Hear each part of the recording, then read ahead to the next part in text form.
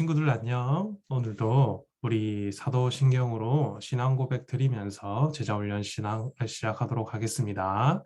전능하사 천지를 만드신 하나님 아버지를 내가 믿사오며 그 외아들 우리 주 예수 그리스도를 믿사오니 이는 성령으로 잉태하사 동정녀 마리아에게 나시고 본디오 고난을 받으사 십자가에 박혀 죽으시고 장사한 지 사흘 만에 죽은 자 가운데서 다시 살아나시며 하늘에 오르사 전능하신 하나님 우편에 앉아 계시다가 저리로서 산자와 죽은 자를 심판하러 오시리라. 성령을 믿사오며 거룩한 공예와 성도가 서로 교통하는 것과 죄를 사하여 주시는 것과 몸이 다시 사는 것과 영원히 사는 것을 믿사옵나이다. 아멘.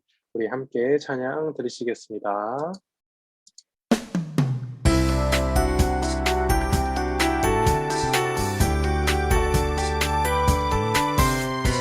기쁨 가득 찬양해요 목소리 높여 기쁨 가득 예배해요 온 마음 다해 마음속에 커져가는 기쁨 하나님이 내게 주신 기쁨 마음속에 자라가는 기쁨 하나님이 내게 주신 기쁨 나는 하나님만 찬양할래요 나는 하나님만 예배할래요 나는 하나님만 찬양할래요 하나님만 예배할래요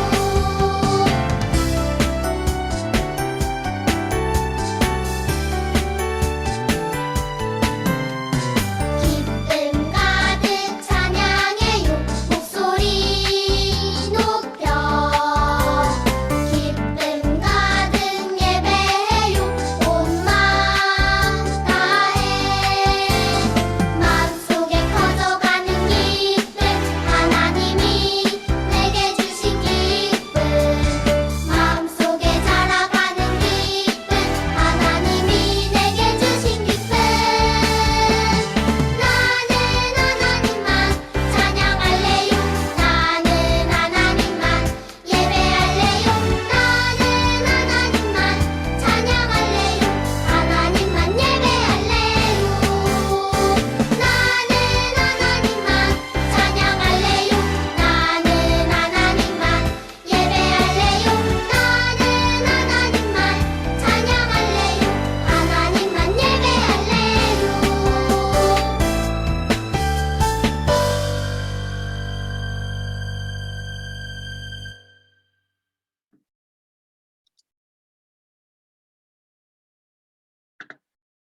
아멘.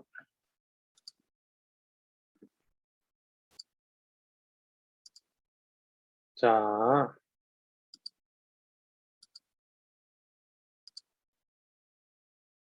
전도사님 잘들 보이시나요? 전도사님 기도하고 시작할게요. 하나님 아버지 감사합니다. 오늘도 이렇게 우리가 함께 모이진 못하지만 온라인으로 제자훈련합니다.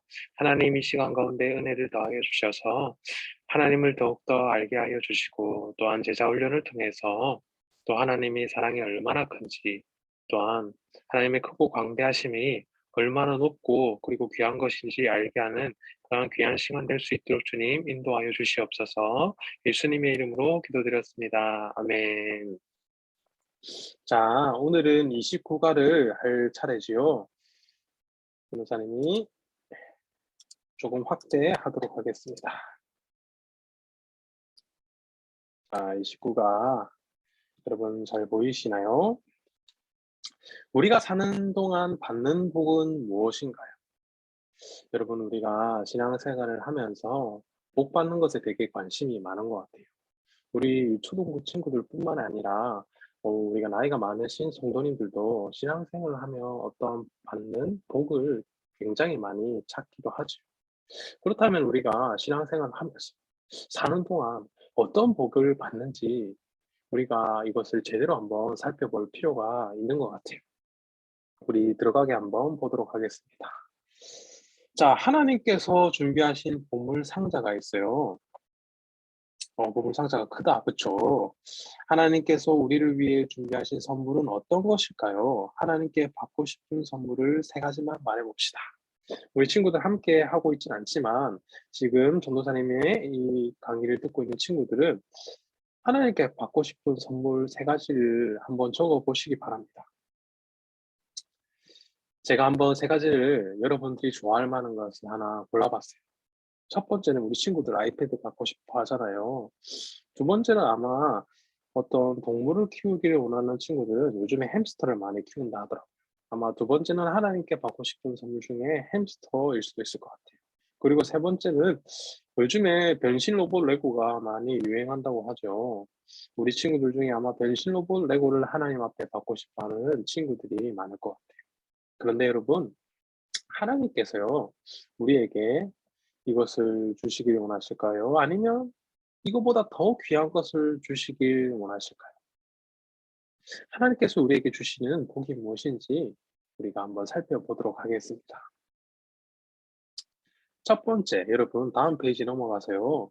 구원받은 사람은 다 부자가 될까요? 여러분 예수님 믿으면 다 부자가 될까요? 여러분 우리가 이것에 대해서 오해를 하면 안 됩니다. 여러분 예수님을 믿는다고 해서 모두가 부자가 되지는 않습니다. 그러면 전도사님이나 목사님은 다 부자여야 되겠죠. 하지만 그렇지 않아요. 여러분 예수님을 믿는 사람, 구원받은 사람은 모두 다 부자가 되는 것뿐만이 아니라 오히려 예수님 때문에 받는 고난도 있을 수가 있습니다. 예수님 때문에 손해볼 수도 있어요.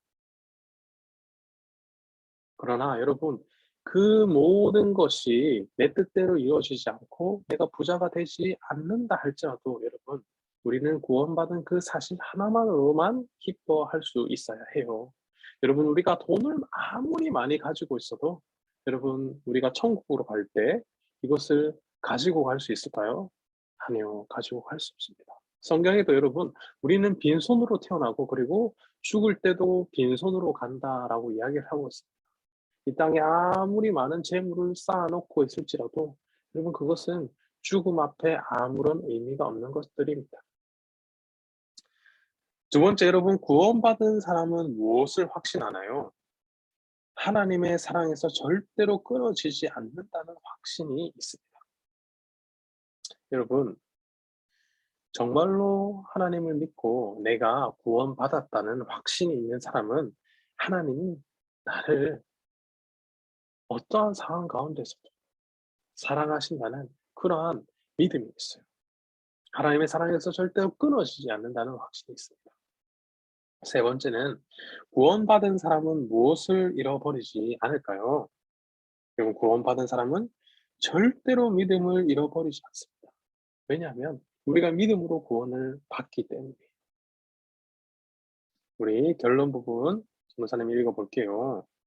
구원받았다고 모두가 다 부자가 되거나 병이 낫거나 하는 일마다 잘 되는 것은 아니에요.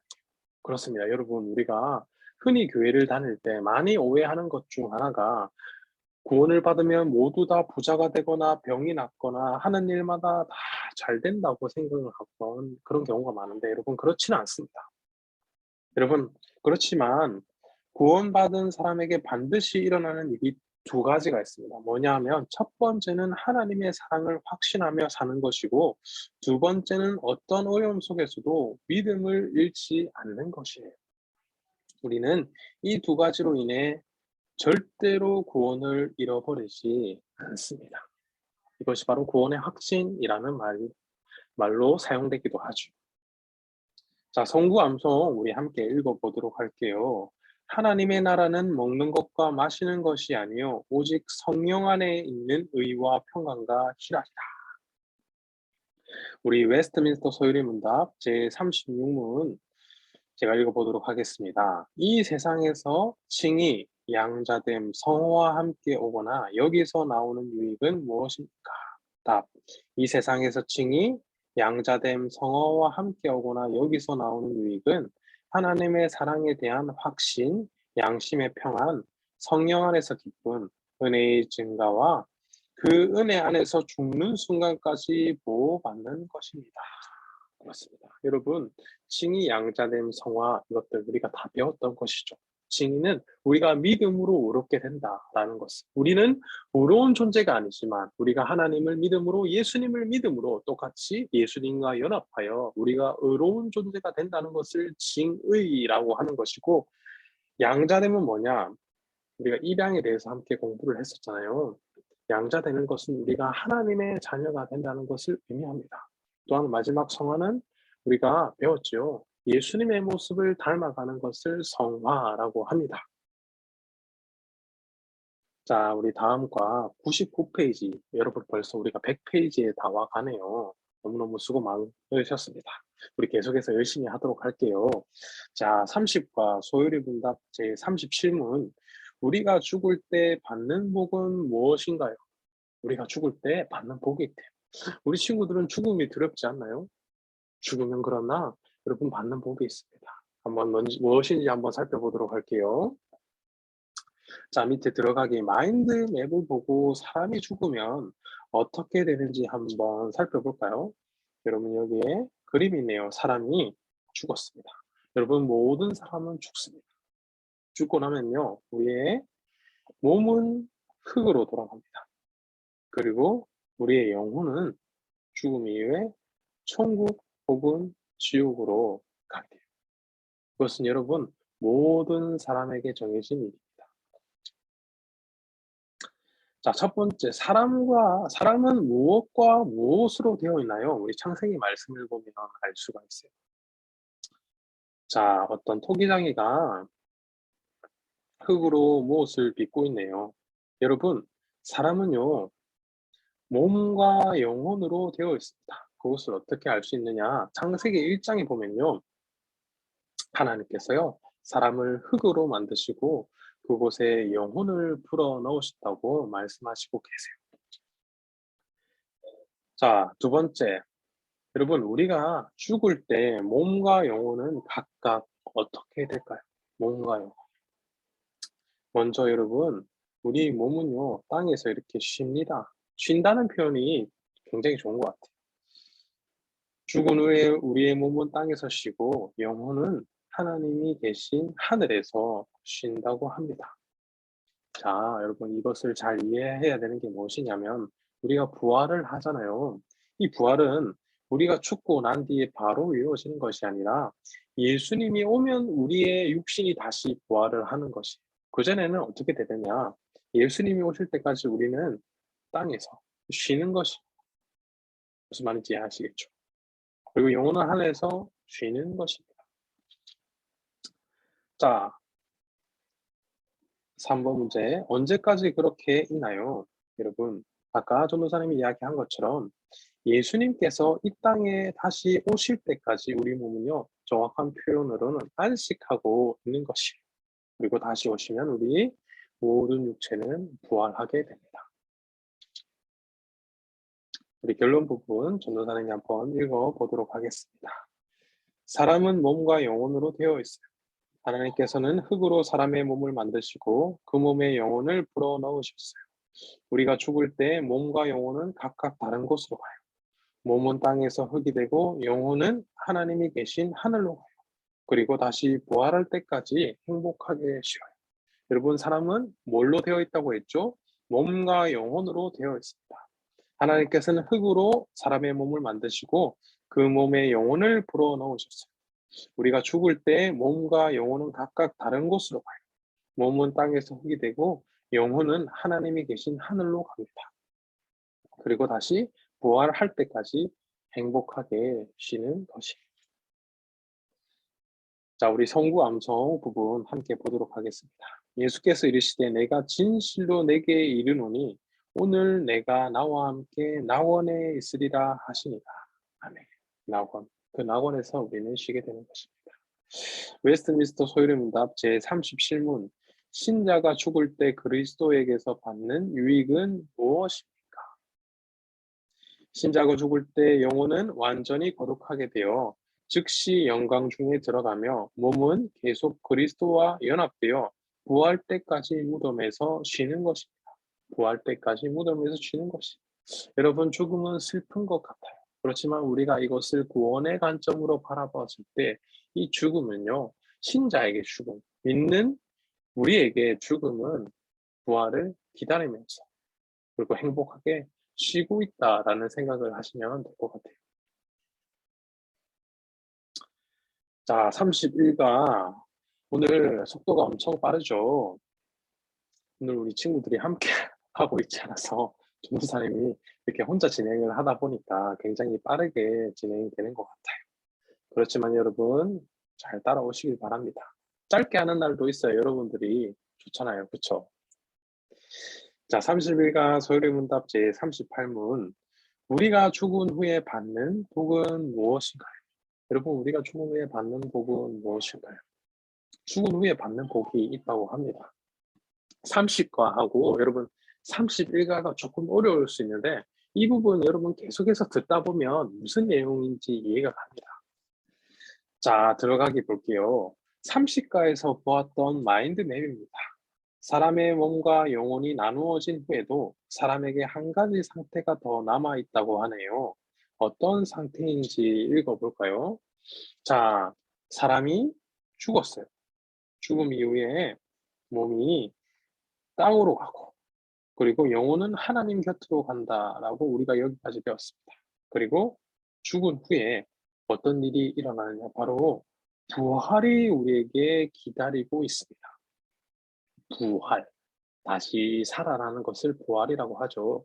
여러분들도 게임을 하다 보면 막 그런 배그나 이런 뭐 총싸움 게임을 하다 보면은 죽고 나서 부활하잖아요. 그런 부활의 개념이 아닙니다. 한번 보도록 할게요. 103페이지 다음 페이지입니다. 여러분 죽은 후에 어떤 일이 있나요? 자, 여러분 이 그림이 바로 예수님께서 무덤에서 부활하신 사건을 이렇게 그림으로 그려놓은 것인데 예수님의 제자들과 그리고 예수님을 따르던 여인들이 예수님을 장례하기 위해서 무덤을 열었는데 글쎄 이렇게 큰 바위로 무덤문을 막아 놔서 도저히 사람이 열 수 없는 그런 문으로 그런 돌로 이렇게 입구를 막아 놓았는데 예수님이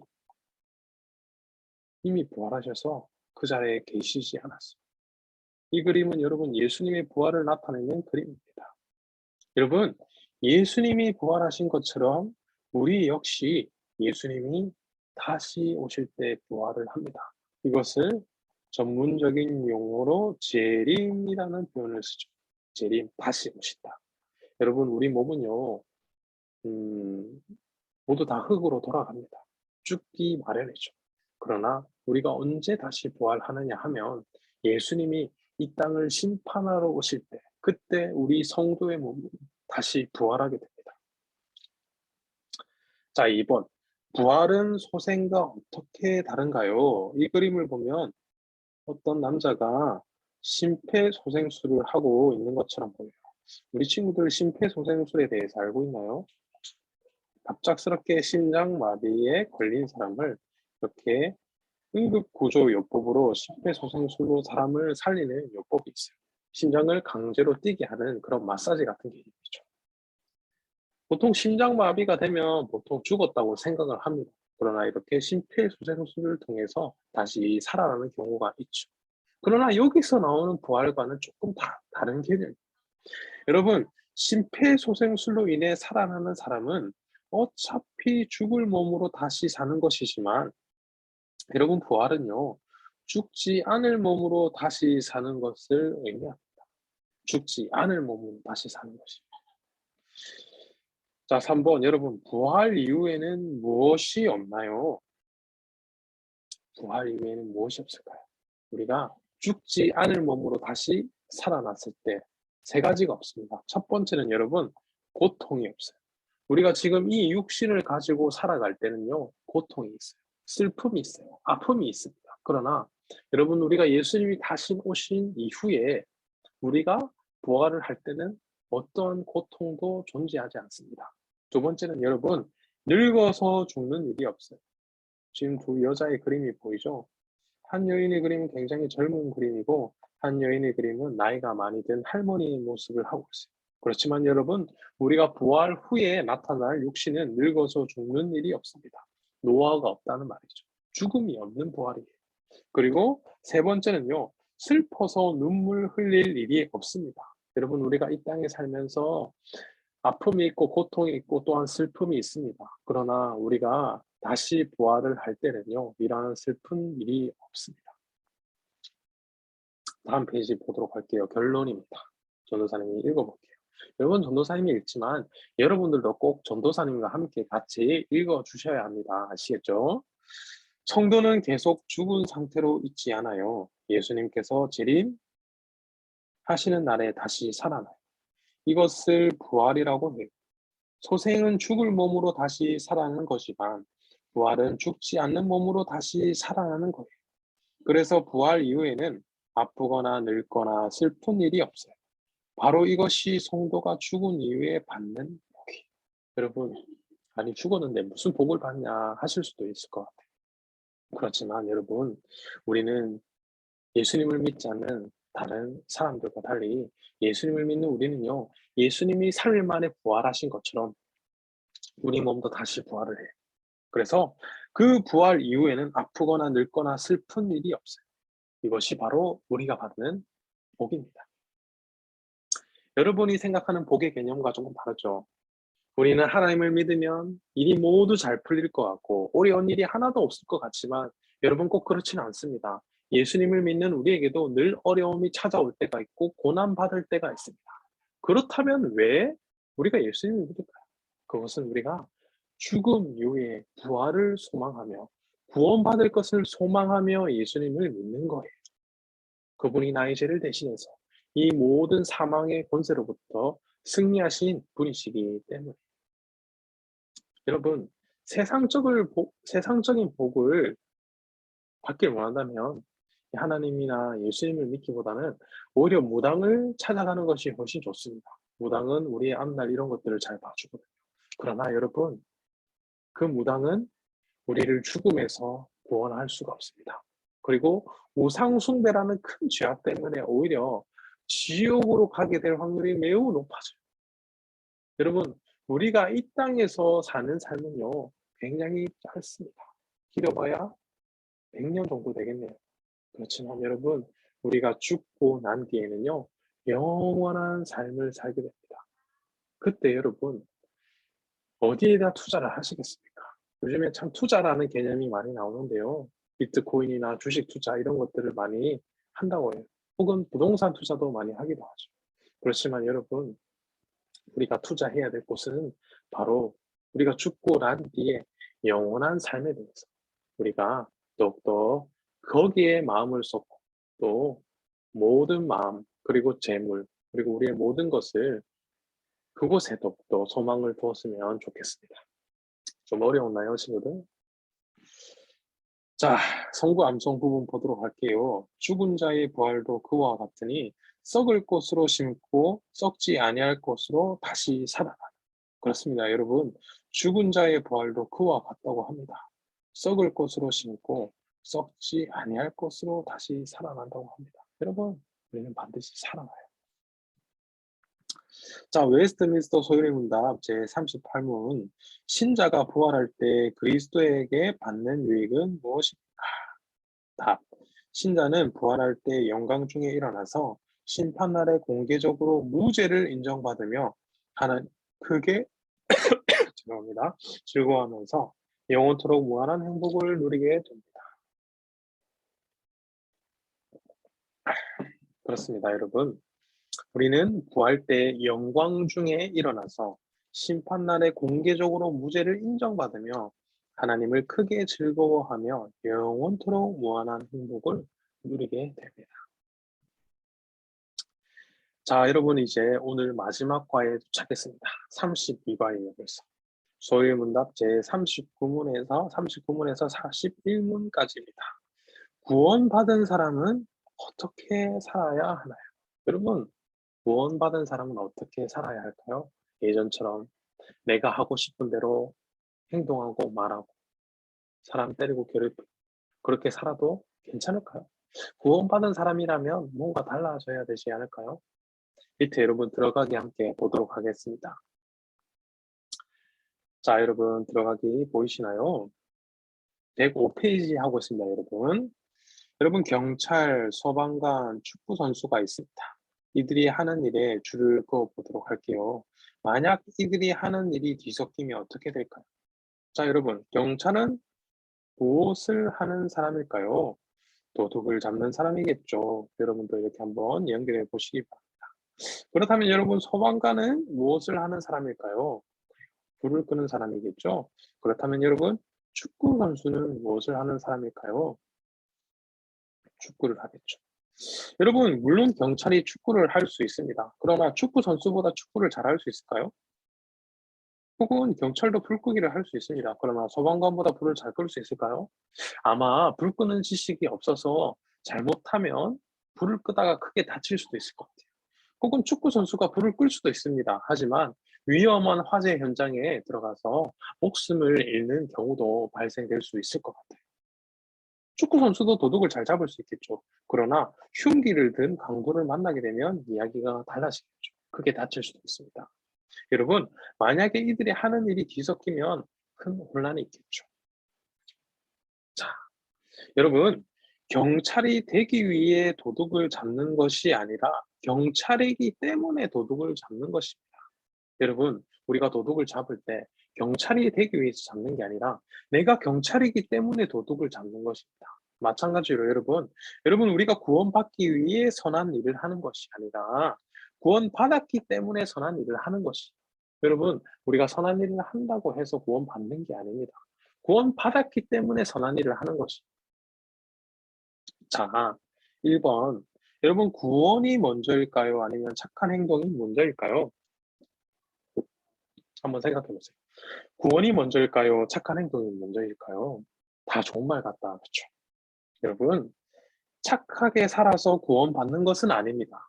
기부를 아무리 많이 하고 그리고 많은 사람에게 좋은 일을 한다 할지라도 이것이 예수님을 믿지 않는다면 이 사람의 구원은 있을 수 없어요. 그렇지만 구원받은 사람은 착하게 살아야 합니다. 왜냐하면 이미 죽은 목숨인 나를 예수님께서 대신 십자가에 못 박히시고 나의 죄를 대신해서 우리에게 영원한 생명을 주셨기 때문에 그 예수님의 가르침인 이웃사랑 그리고 하나님의 사랑을 실천하기 위해서 착하게 살아가는 것입니다. 그러나 여러분, 우리가 생각하는 착한 삶이란요, 세상 사람들이 생각하는 착한 삶과 조금 다릅니다. 어떻게 다른지 2번 문제 보도록 할게요. 자, 어떻게 사는 것이 착하게 사는 것일까요? 여러분, 어떻게 사는 것이 착하게 사는 것일까요? 한 친구가 무슨 책을 보고 있네요. 이 책의 이름이 무엇일까요? 성경인 것 같아요. 여러분, 어떻게 사는 것이 착하게 사는 것일까요? 여러분이 한번 답해보세요. 어떻게 사는 것이 착한 삶일까요? 여러분, 하나님의 말씀대로 사는 것이 바로 착한 삶입니다. 여러분, 아무리 우리가 착한 행동을 한다 할지라도 하나님의 말씀이 기준이 아니라면 이건 착한 행동이 아니에요. 오히려 자신을 내세우는 행동일 뿐입니다.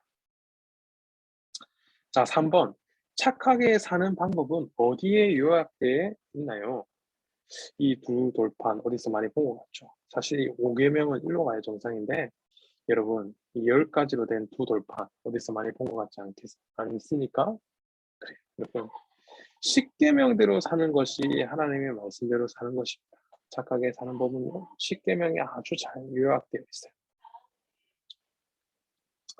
107페이지 다음 페이지 넘어가도록 하겠습니다. 여러분 이제 다 왔습니다. 조금 더 집중하시길 바래요. 우리 결론 부분 함께 읽어보도록 하겠습니다. 우리는 착해서 구원받은 것이 아니라 예수님 때문에 구원받았어요. 하지만 구원받은 이후에는 착하게 살아야 해요. 하나님께서 그것을 원하시기 때문에.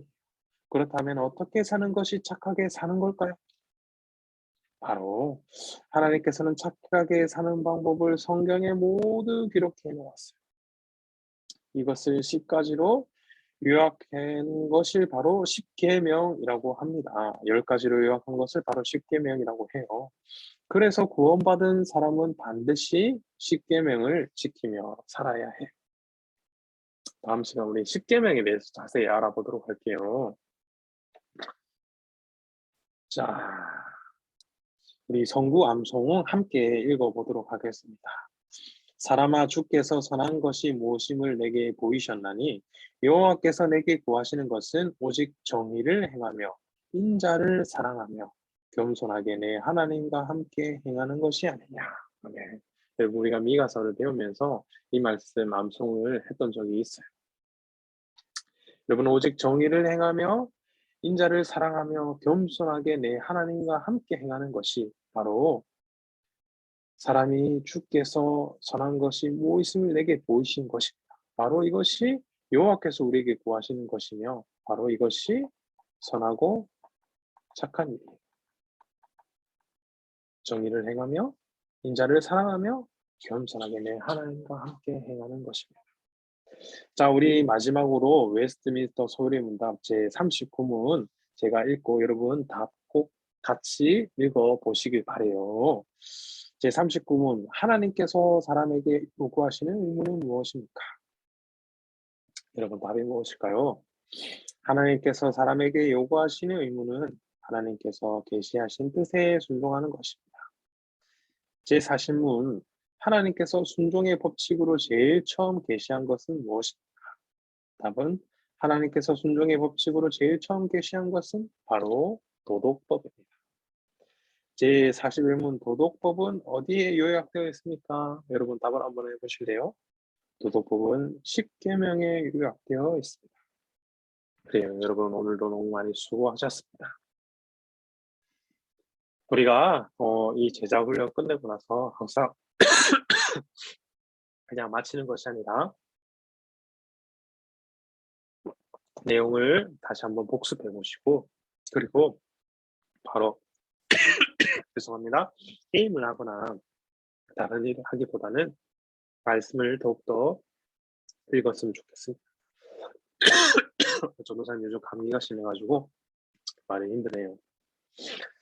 자, 우리 끝났으니까 기도하고 마치도록 하겠습니다.